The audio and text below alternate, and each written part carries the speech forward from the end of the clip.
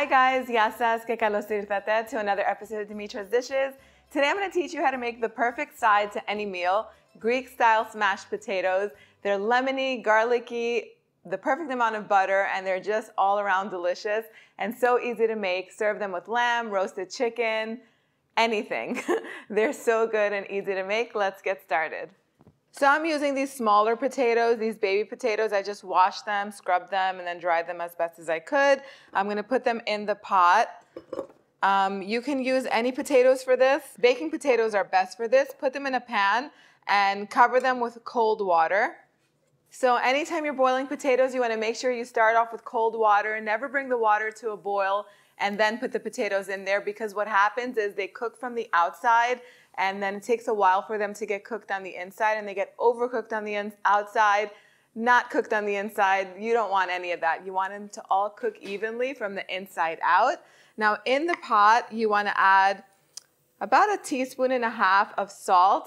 This is a little over 2 pounds of potatoes. The recipe that's going to be written on the blog calls for 2 pounds, but there were about 5-6 potatoes extra. I wasn't going to leave them on the side because then they were going to go to waste. So I just added them in there. So you want to bring the water to a boil and then reduce the heat to a medium and let them cook for about 15 or 20 minutes, or until a fork that's inserted in the center comes out easily and they're fully cooked. You don't want them to get overly cooked and mashed, because we're going to cook them more. We're going to cook them a little bit more in the oven when we roast them. We'll move on to the next step when we get to it. So the potatoes are ready. It took 25 minutes for my potatoes to be fork tender. Keep an eye on them. Start checking them at around the 15-minute mark, because I also did put a few extra in here. So that is going to take a little bit longer. It also depends on the size. At the 15-minute mark, start checking. And once they're fork tender, like mine are, then go ahead and drain the water out. So I went ahead and I drained the water out. Now we're going to make the dressing, which is super simple. I'm going to grate these garlic cloves in some melted butter. I have 2 ounces, which is 4 tablespoons of melted butter. I use salted butter for this recipe, but you can definitely use unsalted butter.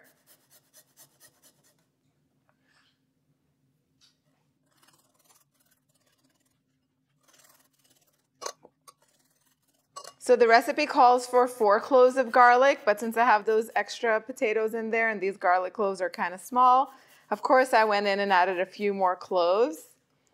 Who really measures garlic, right? So much flavor. So to the butter, I'm going to add a little bit of olive oil, about 2 tablespoons. This helps it cook evenly. You can do all butter too, that's fine. I'm going to add some dried oregano. If you're measuring, 1.5 to 2 teaspoons is what you need. Some black pepper.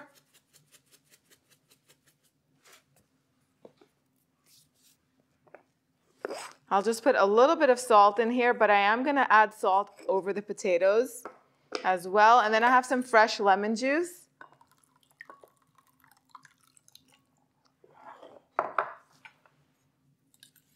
Just mix this all up, and the flavoring component is ready. Okay, so I'm going to add my potatoes to a baking tray, and we're going to smash them. So the best way to smash them, I've done this and I tested it a few times. I used the potato masher, and the potato masher did not work well. The potatoes literally got stuck in between and there was a mess. So the best way to do this is with a cup, a mug, or even a bowl.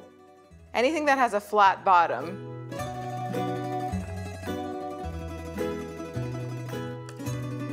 And go ahead and smash them. They should be about 1/2 inch in thickness.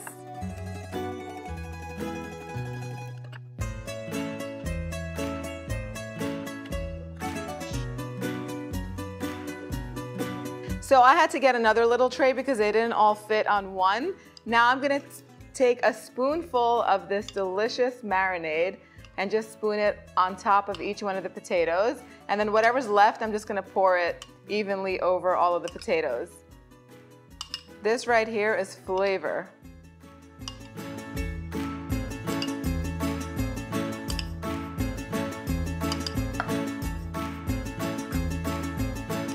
And make sure there's room in between the potatoes, that they're not squished together, so that way they can roast and get crunchy all around.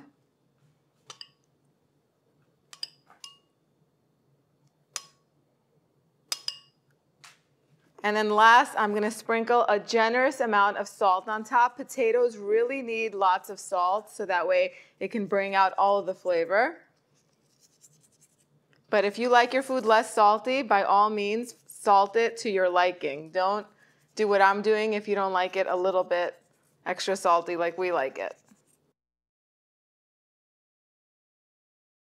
Make sure that your oven is preheated to 500 degrees Fahrenheit, but if your oven heats way hotter than maybe mine does, because sometimes I do get comments stating that the oven temperature was too high.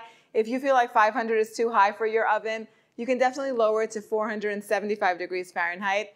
Bake the potatoes in the bottom and the top rack if you're using 2 trays like I am. If you're using 2 pounds of potatoes, they will all fit on one half-sheet baking tray. You won't need the extra one. At that point, just bake it on the middle rack for about 15 minutes. Then go ahead and turn on the broiler element and let them get nice and golden still on the middle rack. If you move them high, close to the heating element, what's gonna happen is that the garlic is gonna start to burn, and you don't want that. You want nice color and nice crunch and nothing to burn. About 5 minutes of the broiler is what it's gonna need. I'll show you what they look like as soon as they come out. So the potatoes are ready. It took exactly the amount of time that I said, 15 minutes at 500, and then about 5 minutes under the broiler, all on the middle rack. Keep an eye on them. Once they're golden and beautiful, take them out of the oven, and then let them rest for 5 minutes because they are gonna be way too hot to eat. I happen to have some tzatziki in my fridge, so I did put a little scoop in the plate before I do the taste test, but you can serve this in so many different ways. You can sprinkle some parsley on top. And by the way, you can keep this vegan by leaving the butter out and cooking this in olive oil. That will work. You can sprinkle some feta cheese on top of this, and maybe the last 5 minutes while it's under the broiler, take the pan out, sprinkle some feta cheese on top. You could do Parmesan also, or shredded Gruyere or Gouda would be great too. You can make this in so many different ways, but this way is definitely my favorite. Serve it with some tzatziki or lemon wedges, and now is the best part of making these videos, which is a taste test.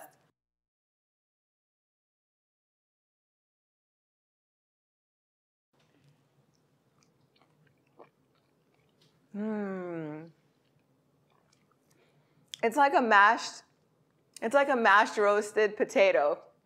Make sense? The inside is very creamy, so flavorful because when you mash it on top and it opens up, the dressing goes inside and it just tastes so delicious. Creamy on the inside, crisp on the outside. You can definitely peel the skin if you don't like skin on your potatoes. That is another option.